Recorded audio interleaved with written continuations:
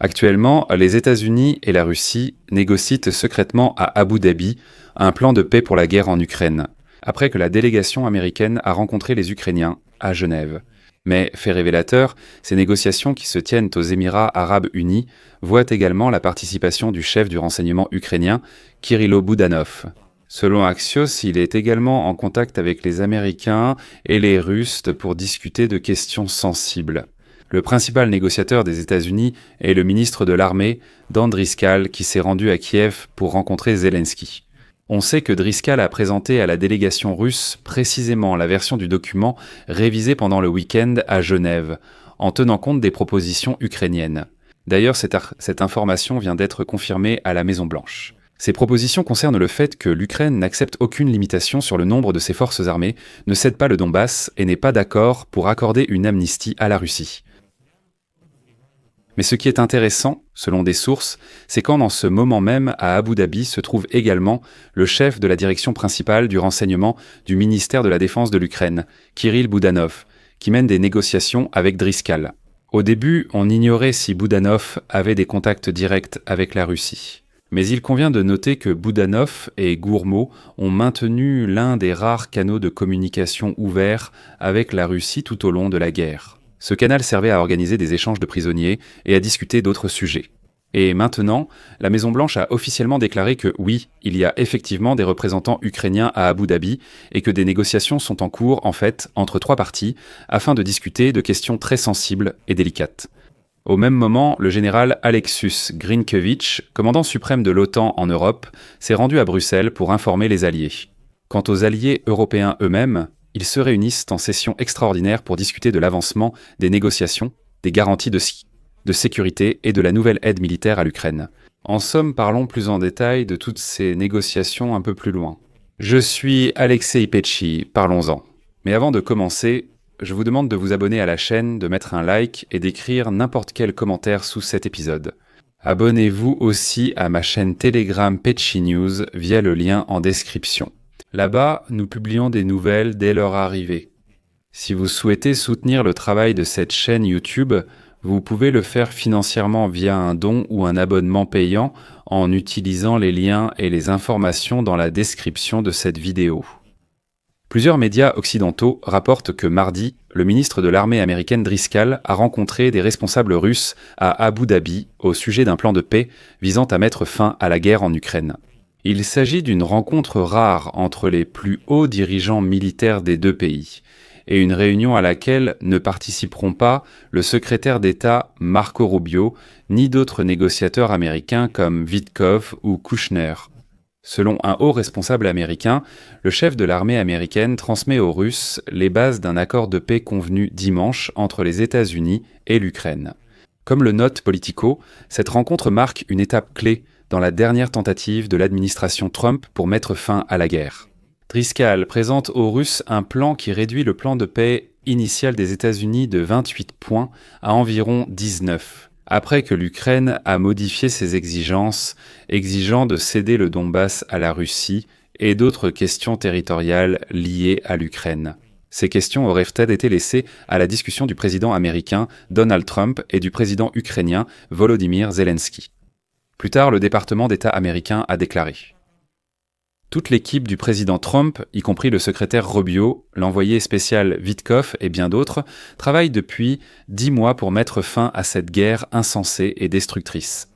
C'est ainsi qu'ils ont décidé de répondre aux questions des journalistes sur l'avancement des négociations avec les Russes aux Émirats arabes unis. À la Maison-Blanche, ils ont simplement déclaré, je cite, « Le président Trump apprécie les efforts du ministre Driscoll pour recueillir des informations à la fois auprès des Russes et des Ukrainiens afin d'élaborer un accord et d'assurer une paix durable et exécutoire. Ce sont toutes les réponses, mais comme vous le savez, il est difficile de cacher quoi que ce soit aux journalistes.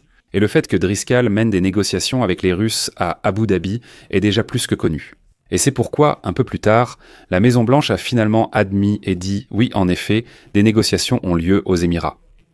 Et en effet, non seulement les Américains et les Russes y participent, mais aussi des représentants de l'Ukraine, et d'autres hommes aussi, afin de discuter de détails délicats, mais insurmontables. Message de Caroline Lévy, Porte-parole de la Maison-Blanche, une avalanche de demandes a déjà commencé. Il est rapporté que Driscoll s'est atterri à Abu Dhabi dès lundi soir. Il a passé une partie de la semaine dernière à Kiev, où il a rencontré Zelensky et des dizaines d'ambassadeurs européens avant de rejoindre Marc Rubio et d'autres à Genève pour rencontrer des dirigeants européens.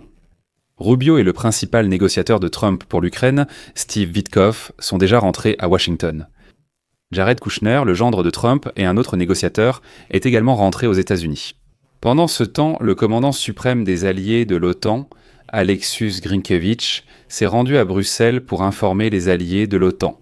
Eh bien, Driscoll a été envoyé chez les Russes à Abu Dhabi. Au même moment, le Financial Times complète en quelque sorte le tableau.